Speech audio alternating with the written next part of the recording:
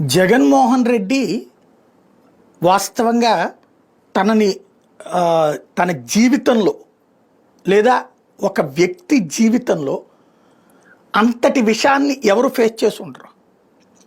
ఓ రకంగా నిరంతరం ఒక విలన్గా ప్రజలకి చూపించబడేటటువంటి వ్యక్తి, ఒక అప్రకటితమైనటువంటి శత్రువులు. రాధాకృష్ణ గారితో జగన్కి ఏ కోపంలే, ఏ గొడవ, ఏ వ్యాపార తగాదాలు లేవు. రామోజీరావు గారితో ఏ వ్యాపార తగాదాలు లేవు.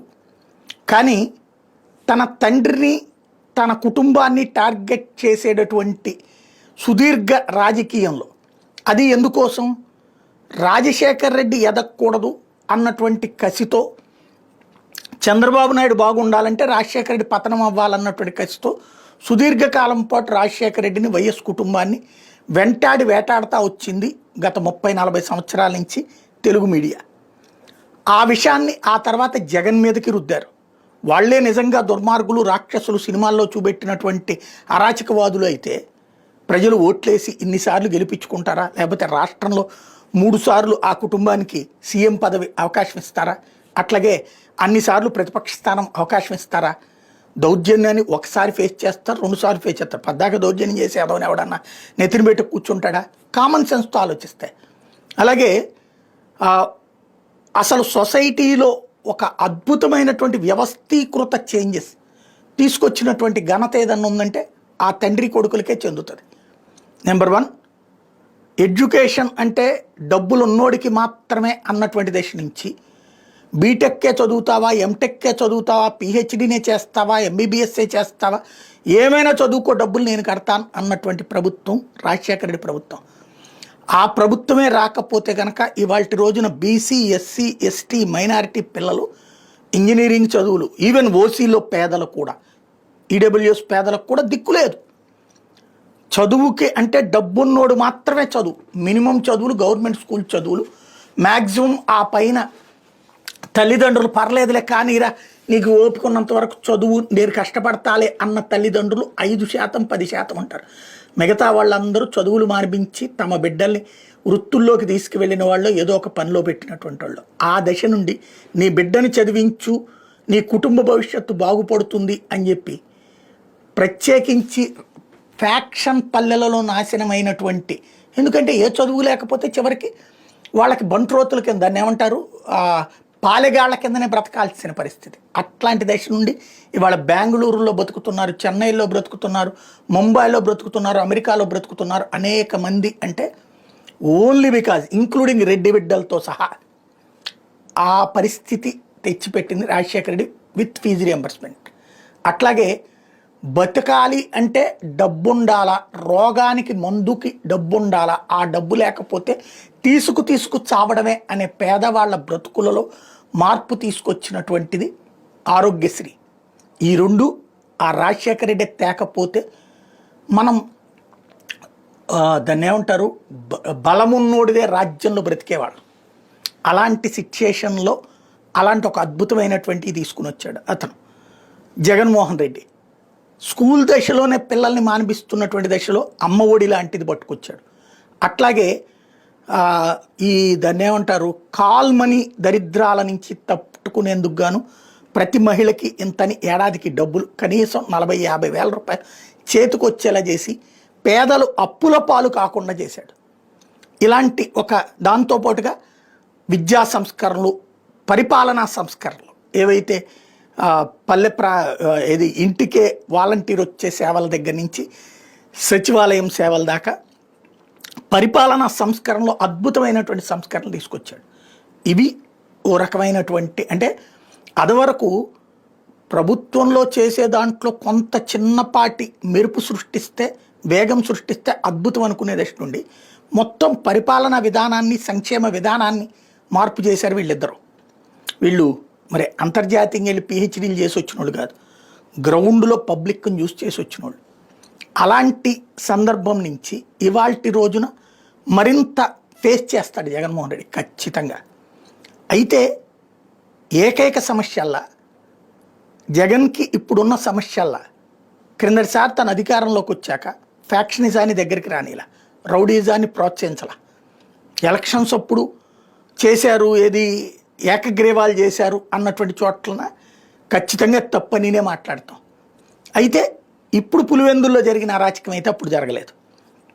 మొదట కొంతమందికి సంబంధించి నామినేషన్లు వేయనీయకపోవడం, నామినేషన్స్ తెగించి నామినేషన్ వేసిన తర్వాత ఎలక్షన్ మామూలుగానే జరిగింది. అక్కడ ఇట్లా ఇతర నియోజకవర్గాన్ని తెచ్చి వేసినటువంటి సందర్భాలు, దొంగ ఓట్లు, ఈ వ్యవహారాలు ఎప్పుడు నడిచేటటువంటిది, అది ప్రతి నియోజకవర్గంలో ఉంటుంది. కాకపోతే మెయిన్ కాన్సెప్ట్ నుంచి అంటే ఒక ప్లాన్డ్ అటాక్స్ లాంటి లేవు అక్కడ, అది నడిచింది. ఇప్పుడు పులివెందుల్లో అది జరిగింది, పులివెందులో ఒంటిమిట్టలో పర్టికులర్గా కావాలని చేసి. కుప్పంలో కూడా నామినేషన్లు వేయనీయకుండా చూసినటువంటి సందర్భం ఉంటే తెలుగుదేశం ధైర్యంగా నామినేషన్లు వేయించింది అక్కడ. ఆ తర్వాత పోటీనే జరిగింది అక్కడ, డబ్బులు పంచుకున్నారు ఎవరికాళ్ళు, పథకాలు వీటి ద్వారా ఓట్లేశారు. కానీ ఇతర నియోజకవర్గాల నుంచి అక్కడికి తీసుకెళ్ళి ఓట్లు వేయించిన చరిత్ర లేదు. ఉంటే ఆ రోజునే ఈనాడు జ్యోతి డిబేట్లు పెట్టి మరి చూపించేయి లేదు. కానీ ఇక్కడ అట్లా జరగల, కుప్పంలో జరిగిన తరహాలు ఇక్కడ జరగల, అది తేడా. అంటే ఓ రకంగా కవ్వించారు. ఈ పరిణామం రేపెట్లా ఉంటుంది, ఒకటే ఇక్కడ రౌడీజం చేసిన రోజునైనా, ఫ్యాక్షనిజం చేసే రోజునైనా ఆ రౌడీజాన్ని సమర్థించి, అంటే ఇది రౌడీజం ఉండకూడదు, ఫ్యాక్షనిజం ఉండకూడదు, కానీ నాకు నచ్చిన రౌడీ, నాకు నచ్చిన ఫ్యాక్షనిస్ట్ ఉంటే తప్పు లేదు అనే ధోరణి ఏదైతే ఉంటుందో అదే ప్రమాదకరం. వాళ్ళు దాన్ని సమర్థించుకుంటూ వస్తే ఇప్పుడు రేపు ప్రమాదకరం వెళ్తుంది. ఇప్పుడు క్రిందటిసారి జగన్ ఏవైతే అటు రాయలసీమలో ఫ్యాక్షనిజాన్ని కంట్రోల్ చేసుకొచ్చాడు, ఇంకో పక్కన డెవలప్మెంట్ ఆస్పెక్ట్లోకి వెళ్ళాడు. ఇప్పుడు ఇవన్నీ అసలు కార్యకర్తల కంట్రోల్ తప్పే పరిస్థితి వస్తుంది అనేటటువంటి సిచ్యుయేషన్ గ్రౌండ్ లెవెల్లో కేసులు, బెదిరింపులు, వేధింపుల వల్ల నడుస్తుంది. అదే సందర్భంలో ఇప్పుడు పులివెందులలో ఓ రకంగా ఏంటంటే వాళ్ళని కవ్వించారు, రెచ్చగొట్టారు. ఈ పరిణామాలు బాగానే ఉంటుంది, అంతా మన చేతిలో పవరు, సిస్టము అన్నీ ఉన్నప్పుడు అంతా అద్భుతం. కానీ ఒక 25-30 ఏళ్ల క్రితం ఉండే పరిస్థితిని ఇవాళ మన చర్యల ద్వారా తీసుకొచ్చాం. ఇది ఒక్కళ్ళని తప్పుబట్టను నేను, పోలీసుల తప్పు ఉంది, రాజకీయ పార్టీల తప్పు ఉంది, కళ్ళెదురుగుండా జరుగుతున్నా మాట్లాడని మీడియా తప్పు ఉంది, పైగా ఏ పార్టీకి ఆ పార్టీని భుజానేసుకునేటటువంటి దౌర్భాగ్య జర్నలిజంతో నడుస్తున్నది. అన్నిటి పరిణామక్రమం సొసైటీని ఒక ప్రమాదకరమైన స్థితికి తీసుకువెళ్తున్నారు రాబోయేటటువంటి రోజుల్లో. ఇది రాష్ట్రానికి మంచిదా అంటే, ఏదైనా సరే మంచి చెప్పేవాడి మీద ఒక బురదేసి మాట్లాడచ్చు. రాష్ట్ర విభజన రోజు చెప్పాను నేను, విభజనకు సంబంధించి 2004లో రాష్ట్ర విభజనకు సంబంధించి అన్నప్పుడు అబ్బెబ్బే అది ఎవడు చేయడబ్బా, ఉరికినే తెలంగాణ ఓట్ల కోసం అన్నారు. కానీ అక్కడ అంటుకున్న అగ్ని రాష్ట్ర విభజన దాకా సాగింది. విభజన తర్వాత జరుగుతున్న పరిణామాలు మనుషులని అటో ఇటో ఉండండి అనే స్టేజ్కి తీసుకెళ్తున్నాయి. న్యూట్రాలిటీ చంపేస్తున్నారు, జర్నలిజం చచ్చిపోయింది, వ్యవస్థలు నాశనం అయిపోయినాయి. నువ్వు ఆ ఒడ్డునుంటావా ఈ ఒడ్డునుంటావా అనేటటువంటి పరిస్థితిలోకి వచ్చేసింది. దీంతో పాటుగా అశాంతి, అభద్రత, అరాచకాల్ని సమర్థించుకుంటూ మాట్లాడుకుంటున్నటువంటి దౌర్భాగ్య పరిస్థితి. రౌడీజాన్ని రౌడీజమని, ఫ్యాక్షనిజాన్ని ఫ్యాక్షనిజం అని, వ్యవస్థల తప్పుని తప్పని ఎత్తి చూపెట్టకపోతే, సమాజం నిలదీయకపోతే, వాడు చేశాడు కాబట్టి వీడు చేస్తాడు, వీడు చేస్తే తప్పేంటి అని కనుక మనం నెత్తిని పెట్టుకుంటే, పక్కింటోడిని తలుపు పగలగొట్టినప్పుడు కళ్ళు మూసుకు చూస్తా, లేకపోతే వాడి కర్మలే, లేకపోతే వాడు అట్లాంటి దౌర్భాగ్యుడేలే అంటే రేపు పొద్దున నీ కొంపకి చిచ్చు పెడతారు, నీ ఇంటికి తలుపు పగలగొడతారు. చాలా ప్రమాదకరమైన దశకి రాష్ట్రాన్ని తీసుకెళ్తున్నాం. మనందరి బ్రతుకుల్ని ఫ్యాక్షనిస్టులకి, రౌడీల చేతికి తీసుకెళ్ళి చోద్యం చూసేలా వ్యవస్థల్ని తీసుకువెళ్తున్నాం. చోద్యం చూడబోతూనే ఇప్పటికే చూడటం ప్రారంభించిన వ్యవస్థలు, పని చేయాల్సిన రాజ్యాంగబద్ధ వ్యవస్థలు సినిమా చూస్తున్నాయి, లేదా ఆ అరాచకాలలో పావులుగా మారిపోతున్నాయి, పార్ట్గా మారిపోతున్నాయి. ఇదే జరిగితే భద్రత ఎక్కడా?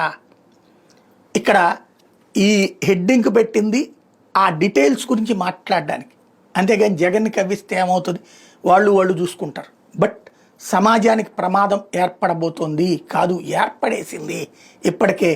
దీన్ని ఎప్పటికైనా సరే సొల్లి ఉపన్యాసాలు మానేసేసి నీతిని నీతిగా, అవినీతిని అవినీతిగా, తప్పుని తప్పుగా, ఒప్పుని ఒప్పుగా మాట్లాడకపోతే, ఒకళ్ళ అవినీతిని సమర్థిస్తూ ఒకళ్ళ అవినీతిని మాత్రమే మాట్లాడితే, ఒకళ్ళ రౌడీజాన్ని సమర్థిస్తూ ఒకళ్ళ రౌడీజాన్ని మాత్రమే మాట్లాడితే భవిష్యత్తులో అంతా రౌడీజం రొటీన్ అయిపోతుంది, అరాచకం రొటీన్ అయిపోతుంది. వాడు బాగా కొట్టాడు, వీడు బాగా కొట్టాడని సినిమాలో చూసి మాట్లాడుకున్నట్టు మాట్లాడుకోవడం అవుతుంది. మన కుటుంబాలు, మన జీవితాల దాకా వస్తాయి. చాలా ప్రమాదం దగ్గరికి వెళ్తున్నాం.